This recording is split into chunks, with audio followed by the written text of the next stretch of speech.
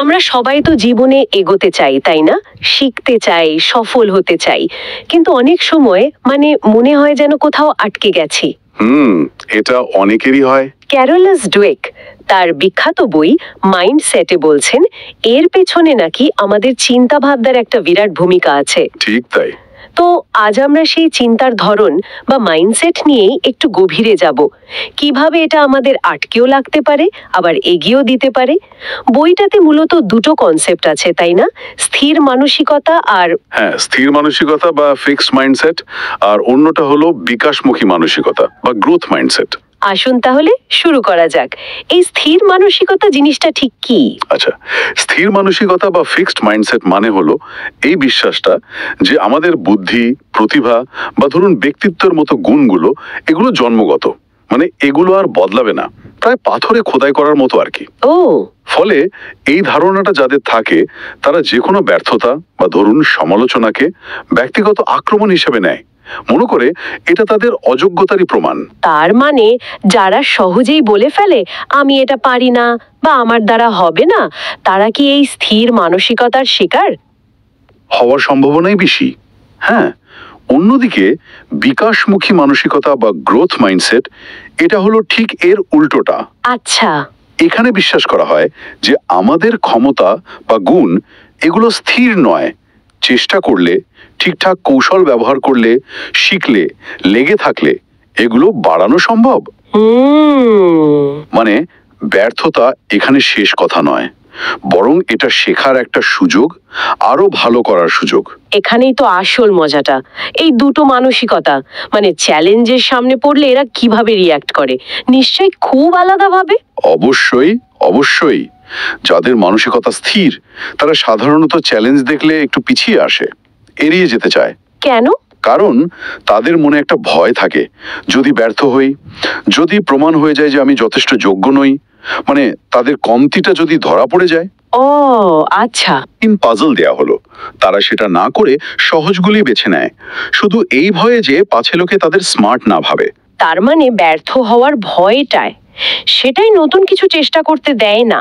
কিন্তু তাহলে বিকাশমুখী মানসিকতার লোকেরা কি করে? তারা ঠিক উল্টোটা করে। চ্যালেঞ্জকে তারা দেখে একটা সুযোগ হিসাবে, শেখার সুযোগ, বেড়ে ওঠার সুযোগ। কঠিন পাজল পেলে তারা বরং আরো উৎসাহিত হয়। তাই নাকি? হ্যাঁ, যেমন ধরুন স্পোর্টসের জগতে মিয়া হ্যামের কথা বলা হয়েছে বইটাতে। উনি সব সময় চেষ্টা করতেন নিজের চেয়ে ভালো খেলোয়াড়দের সাথে প্র্যাকটিস করতে। কেন? নিজেকে আরো উন্নত করার জন্য।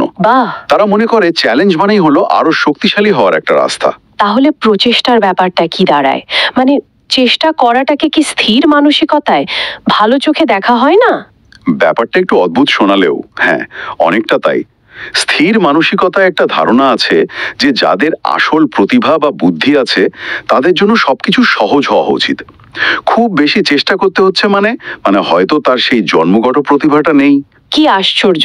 এটা তো কিছুটা লজ্জার বিষয় বলেও মনে হতে পারে তাদের কাছে। হ্যাঁ, হতে পারে, কিন্তু আমরা তো সবসময় শুনে এসেছি চেষ্টা না করলে কিছুই হয় না। ঠিক, আর বিকাশমুখী মানসিকতা তো এটাই বলে। একদম। এখানে কঠোর পরিশ্রম, অধ্যবসায় এগুলোই সাফল্যের আসল চাবিকাঠি। এমনকি জন্মগত প্রতিভা থাকলেও চেষ্টা করতেই হবে। মাইকেল জর্ডানের কথাই ভাবুন না, সর্বকালের অন্যতম সেরা মানা হয় তাকে, কিন্তু তিনি কি শুধু প্রতিভার জোরে হয়েছেন? না, তার অবিশ্বাস্য অনুশীলন, তার কাজের নীতি, সেটাই তাকে কিংবদন্তি বানিয়েছে। ঠিক। ডুয়েক তো মস্তিষ্ককে একটা পেশির সাথে তুলনা করেছেন, যত ব্যবহার করবে তত শক্তিশালী হবে। ব্রেনোলজি বলে একটা ওয়ার্কশপ আছে, সেখানে ছাত্রদের এটাই শেখানো হয়। ইন্টারেস্টিং। আচ্ছা, আর ব্যর্থতার মুখোমুখি হলে স্থির মানসিকতার মানুষরা কি একেবারে ভেঙে পড়ে? অনেক ক্ষেত্রেই দায়ী হয়। তারা ব্যর্থতাকে নিজেদের পরিচয়ের অংশ বানিয়ে ফেলে। ধরুন পরীক্ষায় কম নম্বর পেল, অমনি ভাবলো আমি একটা ব্যর্থতা। চাকরিতে হলো না, ভাবলো আমি আসলে অযোগ্য। এটা তো খুব কষ্টকর। খুব। ফরাসি শেফ বার্নার্ড লুইসিউর দুঃখজনক পরিণতির কথা বইতে আছে। তার রেস্তোরাঁর রেটিং কমে যাওয়ার ভয়ে তিনি এতটাই ব্যর্থতাকে নিজের পরিচয়ের সাথে মিলিয়ে ফেলেছিলেন যে তিনি আত্মহত্যার পথ বেছে নেন। ভাবা যায়, কি সাংঘাতিক! অন্যদিকে বিকাশমুখী মানসিকতার লোকেরা কিভাবে সামলায়? তারা ব্যর্থতাকে একটা ঘটনা হিসাবে দেখে, নিজেদের স্থায়ী পরিচয় হিসেবে নয়। আচ্ছা। তারা ভুল থেকে শেখে, কৌশল বদলায়, আবার চেষ্টা করে। আমেরিকান ফুটবল খেলোয়াড় জিম মার্শালের গল্পটা দারুণ। উনি একবার ভুল করে নিজেদের গোলের বদলে প্রতিপক্ষের টাচডাউন করে ফেলেছিলেন। বলেন কি? হ্যাঁ, কিন্তু সেই মারাত্মক ভুল থেকেও শিক্ষা নিয়ে উনি খেলা চালিয়ে গেছেন এবং সফলও হয়েছেন। ছাত্রছাত্রীদের ক্ষেত্রেও দেখা যায়, যারা ভুলটাকে শেখার অংশ মনে করে তারা কিন্তু ধীরে ধীরে নিজেদের গ্রেড ভালো করতে পারে।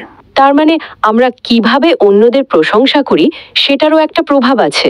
বিরাট প্রভাব। ডুয়েকের গবেষণা বলছে, ধরুন আপনি শুধু বাচ্চার বুদ্ধি বা প্রতিভার প্রশংসা করলেন, বাহ তুমি যে খুব স্মার্ট। এটা তো আমরা প্রায়ই করি। হ্যাঁ, কিন্তু এতে হয় কি, বাচ্চাদের মধ্যে স্থির মানসিকতা তৈরি হতে পারে। তারা ভাবতে শুরু করে স্মার্ট থাকাটাই আসল, চেষ্টা করা বা শেখাটা নয়। ও, ফলে তারা আর চ্যালেঞ্জ নিতে চায় না, ভয় পায় যদি ভুল করে ফেলি তাহলে তো আর স্মার্ট থাকলাম না। আইকিউ স্টাডিতে এই জিনিসটা পরিষ্কার দেখা গেছে। বাবা, তাহলে উপায় কি? প্রশংসা করবোটা কিভাবে? প্রশংসা করতে হবে চেষ্টার, কৌশলের, একাগ্রতার বা কতটা উন্নতি হলো সেটার।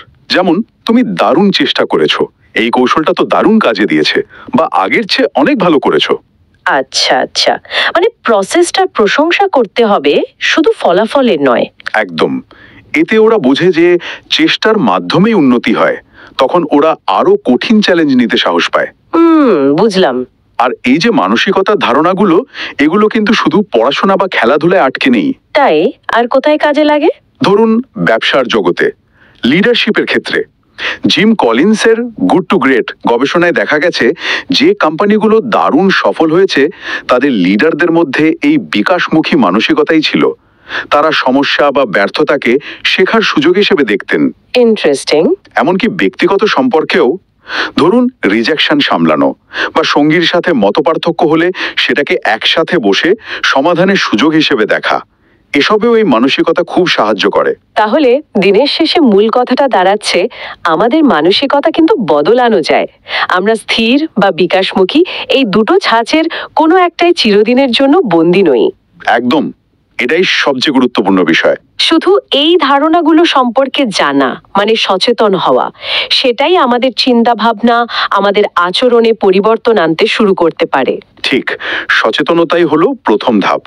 আর এখানেই আলোচনা শেষে আমার একটা প্রশ্ন বা বলতে পারেন একটা চিন্তা খোরাক রেখে যেতে ইচ্ছে করছে। অবশ্যই বলুন।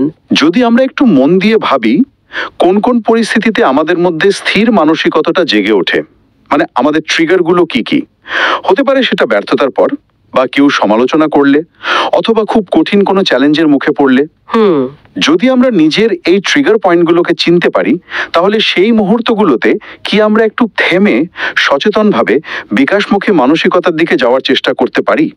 এই যে নিজেকে জানা, এই আত্মসচেতনতা, এটা আমাদের এগিয়ে চলার পথে ব্যক্তিগত বিকাশে কতটা সাহায্য করতে পারে?